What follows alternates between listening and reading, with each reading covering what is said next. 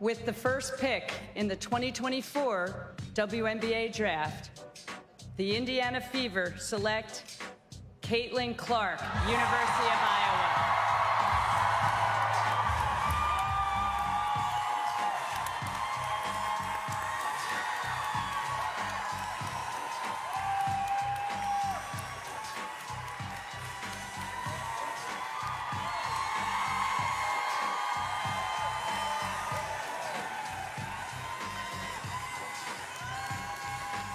Well, Caitlin Clark hugging her family, her brothers, Blake and Colin, her father, Brent, her mother, Ann, and heading to the podium. She is officially a member of the Indiana Fever after as decorated a collegiate career as we have ever seen.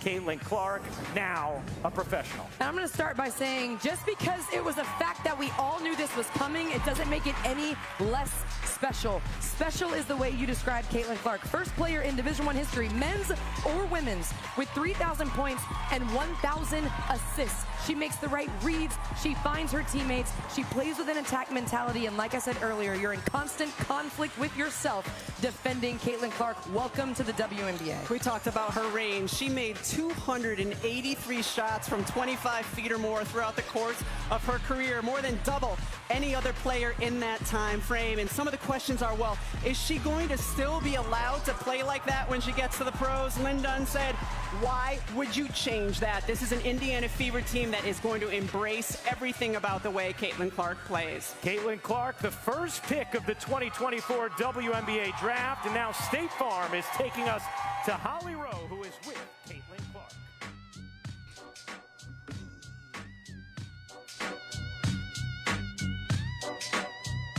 All right, folks, we are back here on WLTH 1370 AM, straight out of the cannon here. It is 6:45 in the PM on April the 19th, 2024. The future is here. I keep saying it. The future is here because it is. It's 2024, and we're almost halfway through 2024. Man, this year has gone by extremely, extremely fast. As you heard in the intro, that was Caitlin Clark of the Iowa Hawkeyes being drafted #1 by the WNBA's Indiana Fever. So she will be a Hoosier now, which means I guess I have to root for her because I generally try my best to root for anything from the state of Indiana. There's never been a female basketball player with this level of height. 14 million people tuned in to watch her final basketball game, which is the most that ESPN has ever had, male or female. ESPN has never had that many viewers for a college basketball game. Both of her final games were the most watched basketball games in ESPN history. 2.4 million people just tuned in to watch that, as you heard it, to watch the WNBA draft. The WNBA draft, not the NBA draft, the WNBA draft. The best-selling draft pick ever, male or female, on the apparel site Fanatics. There were 35,000 people watching her press conference when she got drafted. And all 10 of the highest-priced WNBA games include her new team, the Indiana Fever. Now, why is this important? This is important because the WNBA has existed for 30 years now. Okay, it has been around for 30 years. I watched the original games when I was a shorty. I remember being a little kid in school when the WNBA first came out, and I watched Lisa Leslie and Rebecca Lobo and Cheryl Swoops and Tina Thompson and Cynthia Cooper and all these people, Teresa Weatherspoon, who's now the coach of the Chicago Sky, my Chicago Sky, who ended up getting Angel Reese and Camila Cardoso, which, good God, that's a hell of a haul for one draft. For right there, two front court monsters right there. That's like drafting Shaq and Moses Malone in the same draft or something. It's ridiculous. Chicago's going to be ridiculous this year. But it's important because the WNBA has always been sort of a laughing stock in American popular culture. Obviously, there is a certain amount of misogyny in there. There's a certain element of people who just like laughing at the idea of women playing basketball or women doing much of anything that has to do with physicality. Part of it is racial. The WNBA is a very black league, and even more so than the NBA or the NFL, is a very politically black league. The WNBA went all in with Black Lives Matter. It is also a very gay league. Let's just be real here. It very much wears its support for the LGBTQRS Lugga Booga Tugga movement on its sleeve. And there's been a perception for many years that the WNBA is a league of angry black communist lesbians who are tall and ugly. And that has always been seen as the sort of reasons that people don't watch. That the women are not as good athletes as the men, and they're big, ugly, communists. They hate America. They, have bad attitudes, etc. And so, essentially, this league, with a huge perception problem when it comes to making money in America, because this is a country, still white people are 60% of America's population. White people are still about 60% of America's population. And they have virtually all the money. They own 90% of the wealth. So you're not going to be popular or make any real amount of money in the United States as a drawing entertainment product without white people. And so now what we have is a white woman, Caitlin Clark, who has become a phenomenon. The all-time leading scorer in women's Division I, the highest division scoring leader in history, men or women. She actually passed Pistol Pete to be the highest scorer in Division I history, men or women, even though I will say Pistol Pete did it in 3 years. She did it in 4. But this white woman from Iowa has essentially given the WNBA, a league that has been maligned and marginalized for its race, for its gender, for its politics, for its sexual orientation, or at least the perceived perception about its sexual orientation, a shot in the arm that it has been waiting for 30 years. And so you would think that the women and the fans of the WNBA, the players, everybody involved would be ecstatic to finally have an opportunity to make some money here. Because let's talk about the financials of the WNBA. It's a losing money, and it's a money losing endeavor. That's what it is.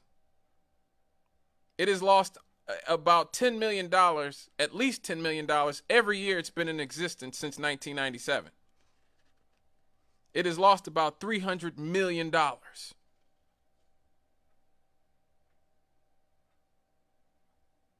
Yeah, you heard that right. $300 million over the last 30 years. And it continues to go on basically as a charity from the NBA. It's basically a charity. Oh, I forgot to give the phone number again, 219-885-1371. That number again, 219-885-1371. But yes, as I was saying, it's essentially been a charity. The NBA funds the WNBA with the money that all the men generate. The billions of dollars in TV deals and, jersey sales and you know, gates at the live events and stuff like that at the games, it helps fund the WNBA. So Caitlin Clark provides an interesting opportunity for the WNBA, which has waited 30 years to be taken seriously as a league. She can finally help that league go from being a parasite on the NBA, there as a charity, basically, of the NBA. I think the NBA keeps the WNBA around because, you know, if a player beats his wife or something, or girlfriend or something, then they can say, well, we don't hate women. We fund this money-losing WNBA every year. We lose $10 million on that every year. You can't say we're sexist. I think it's a lot of it is PR. Let's just be real. And part of it is political as well. You know, David Stern and Adam Silver are liberals, you know, and this sort of liberalism, feminism, that all sort of ties in together. But the people who support the WNBA are not as ecstatic about this as you would think. And that has sort of taken me by surprise. Because a lot of the WNBA supporters, especially the black ones, seem to have a whole lot of animosity for the Caitlin Clark phenomenon. When she breaks the scoring record, a bunch of people come out and saying, well, she's not really the scoring champion. Some woman from 50 years ago that played at a small school nobody ever heard of actually scored more points with far inferior competition. When she's on Saturday Night Live, well, she didn't win the championship, so why is she on Saturday Night Live instead of South Carolina, who won the championship? When she gets drafted, oh my God, you know, look at how little the women get paid.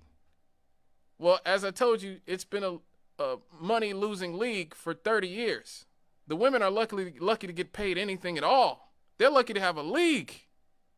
The WNBA shouldn't exist if we were just going by its profit. Its revenue is $60 million. That's right, $60 million. And they lose more than that. They lose more than that. And the women are talking about, we want a bigger share of the revenue. Of a money-losing endeavor?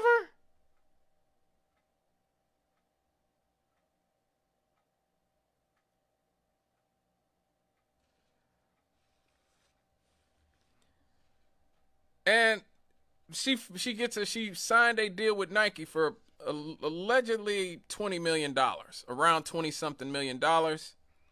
And all the people you see who are supposedly fans of the WNBA are saying, well, what about such and such? Why doesn't such and such have their own shoe with Nike? Why don't they have a $20 million deal with Nike? And again, this has become a very cultural, I hate to say it, racially coded discussion. It really has, because most of the people who seem to have an issue with Caitlin Clark, or at least the Caitlin Clark phenomenon, tend to be black or black women. And this is the issue that I've always had with the WNBA and its supporters. And even though I like the league, for context, I do watch the WNBA. I just like basketball. So I've always had a lot of respect for the women since I had a cousin who was one of the best high school basketball players in America. She ended up going to play in college, starred in, I believe she made it to the Final Four, the Sweet 16 at Arkansas back in the 90s. That's when I started watching and paying attention to women's. So I've never been somebody who just thought, oh, you know, women's basketball is a joke. I always respected my cousin. I respected Cheryl Swoops, who was the female Michael Jordan of her day, Jackie Stiles, Deanna Nolan, Elena Deladon. I've been a fan of a lot of lady ballers over the years, you know. So I'm not coming to it from the perception of being mean, but I think they have to face some realities. And I think a big part of the problem that they have is that they truly believe that athletes get paid based on who is the best or who's talented and who's not talented. That's not how entertainment works, folks. That's not how entertainment works. Beyonce ain't the best singer in the world. Taylor Swift especially ain't the best singer in the world. Okay? I went to school with girls at Emerson who could out-sing Taylor Swift, who work at Chicken Shack. Okay? Seriously. You don't get paid for being talented. You get paid because you generate money. You generate revenue. And the WNBA ain't been doing that. And it's like I said, it's been unprofitable for 30 years. In 30 years, they haven't produced one real star for that league. And yes, of course there's a racial element to it. Like I said earlier, there's a racial element, there's a gender element. Lesbians, commies, angry, anti-American, black, ugly. That has been the perception of the WNBA. A lot of that obviously is racially coded. But at the same time, there's not really a lot you can do about that other than try to change the perception. Because you can't dictate how people choose to be entertained by you or not. Whether or not people choose to are entertained by you or not, you don't get to choose where people spend their money. You know, if people aren't entertained by your league and they don't like the players in the league, then it's sort of their prerogative if they don't want to spend their money or tune into your product. And throwing a hissy fit because you think it's racist or there's a sexist or homophobic or political bias is sort of irrelevant. You know, the NBA went through something very similar in the 1970s. It had become a very black league. A lot of people don't remember this or don't know this. The NBA had become a very black league in the 1970s. It had gone from being sort of the white bread 60s with Bob Cousy and Havlicek and all these other guys. By the late 70s, the perception of the NBA was that it was full of black criminals who did cocaine. You even watched The Last Dance with Michael Jordan, and he talks about in the early 80s, the league was still sort of trying to shake off that image of being full of drug heads and criminals. But the thing that changed the fortunes of the NBA was Magic Johnson, and most importantly, Larry Bird, a white guy from right here in Indiana. Once again, Indiana, the center of sort of these sort of discussions. When Larry Bird comes into the NBA as a counterpart to Magic Johnson, as the sort of rural face of the average working white man in America, the NBA's ratings exploded. Magic Johnson represented the urban city, black, slick, fancy style. Larry Bird represented the blue-collar, hard-working white man in America. And the NBA rode that to the bank. The NBA rode that to the bank to becoming what it is now. Michael Jordan could have never come into the NBA to take it to the next level that it went to if it was not for Magic Johnson and, more importantly, Larry Bird.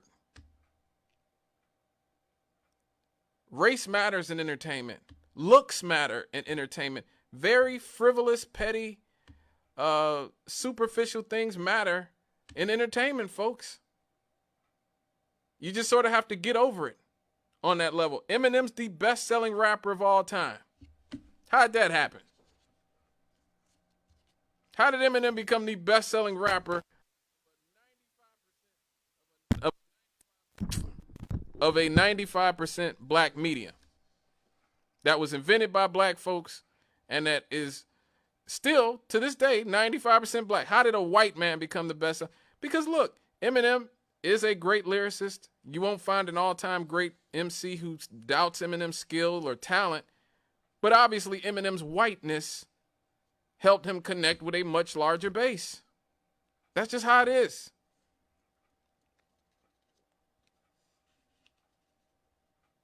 And I think the thing that is important here is that the black people, the women, the WNBA players who are upset about the Caitlin Clark phenomenon think that she's just getting the attention she gets because she's white or because they finally have somebody to white that they can elevate. So what? So what? What are you going to do about it? Just take the W. Just take the win. People finally care about women's basketball. Use Caitlin Clark the same way that the NBA used Larry Bird back in the 80s when he drew millions of white people who had tuned out for years. He drew them back to the game and made the NBA more popular and more spectacular than ever. And that paved the way for people like Michael Jordan, for Shaq, for Kobe, for LeBron, and everybody else. Yes, Caitlin Clark's whiteness is a part of her appeal. And